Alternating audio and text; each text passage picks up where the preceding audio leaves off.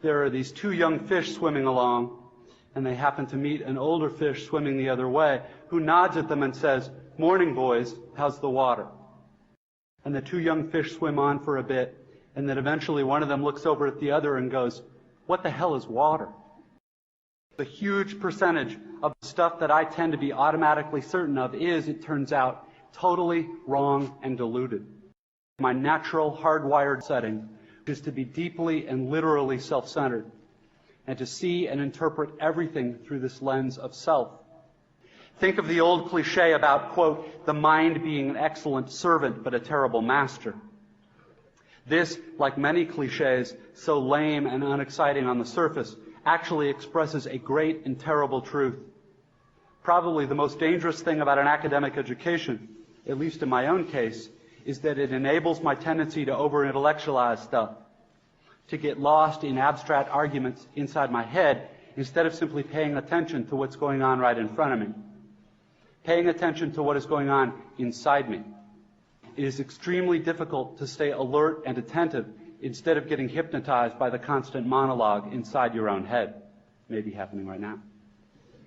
My natural default setting is the certainty that the traffic jams and crowded aisles and long checkout lines are really all about me, about my hungriness and my fatigue and my desire to just get home. And it's going to seem for all the world like everybody else is just in my way. And who are all these people in my way? And look at how repulsive most of them are, and how stupid and cow-like and dead-eyed and non-human they seem in the checkout line. Or at how annoying and rude it is that people are talking loudly on cell phones in the middle of the line. And look at how deeply, personally unfair this is. It's the automatic way that I experience the boring, frustrating, crowded parts of adult life when I'm operating on the automatic, unconscious belief that I am the center of the world, and that my immediate needs and feelings are what should determine the world's priorities. If you're automatically sure that you know what reality is and who and what is really important, if you want to operate on your default setting, then you, like me, probably won't consider possibilities that aren't annoying and miserable. To consider the likelihood that everyone else in the supermarket's checkout line is just as bored and frustrated as I am, and that some of these people probably have much harder, more tedious or painful lives than I do. Here's something else that's weird but true. In the day-to-day trenches of adult life, there is actually no such thing as not worshiping. Everybody worships. If you worship money and things, if they are where you tap real meaning in life, then you will never have enough.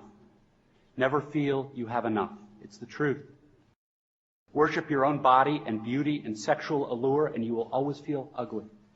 And when time and age start showing, you will die a million deaths before they finally plant you. Worship power, you will end up feeling weak and afraid, and you will need ever more power over others to numb you to your own fear. Worship your intellect, being seen as smart, you will end up feeling stupid, a fraud, always on the verge of being found out. Look, the insidious thing about these forms of worship is that they are unconscious. They're the kind of worship you just gradually slip into, day after day, getting more and more selective about what you see and how you measure value without ever being fully aware that that's what you're doing. The so-called real world will not discourage you from operating on your default settings, because the so-called real world of men and money and power hums merrily along on the fuel of fear and anger and frustration and craving and the worship of self. Our own present culture has harnessed these forces in ways that have yielded extraordinary wealth and comfort and personal freedom. The freedom all to be lords of our own tiny skull-sized kingdoms, alone at the center of all creation. The point of the fish story is merely that the most obvious, important realities are often the ones that are hardest to see and talk about. The kind of freedom that is most precious you will not hear talked about much in the great outside world of wanting and achieving and displaying. The really important kind of freedom involves attention and awareness and discipline and being able truly to care about other people and to sacrifice for them over and over in myriad petty little unsexy ways every day. That is real freedom.